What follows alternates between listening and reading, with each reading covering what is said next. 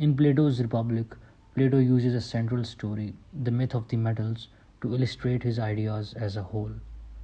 The myth of the three metals is based off of the story that Mother Nature invented all human beings and created these human beings by utilizing different metals. The three metals utilized were gold, silver, iron, or bronze. From these metals, each person was born into the role they would presume in society. Gold represents the guardians, who are governed by reason, making them suitable to rule. Silver depicts the auxiliaries, who are guided by spirit, predisposing them to be gods. The final metals are iron or bronze, which share the same traits.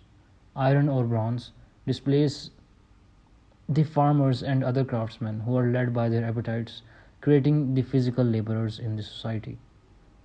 Plato believes that the myth of the three metals will create the perfectly ideal society that also allows people to realize what being just means.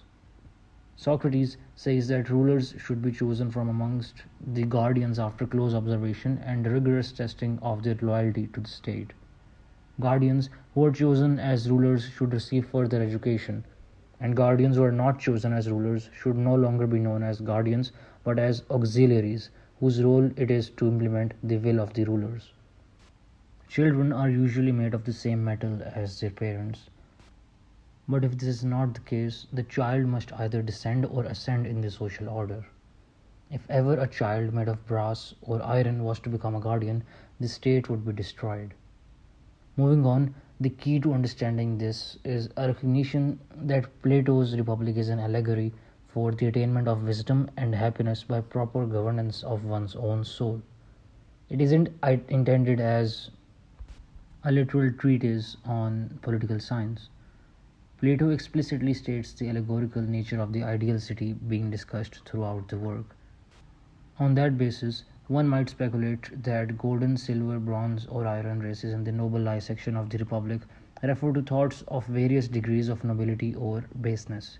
The happy, blessed, and just, or the virtuous life of the soul is characterized by golden thoughts.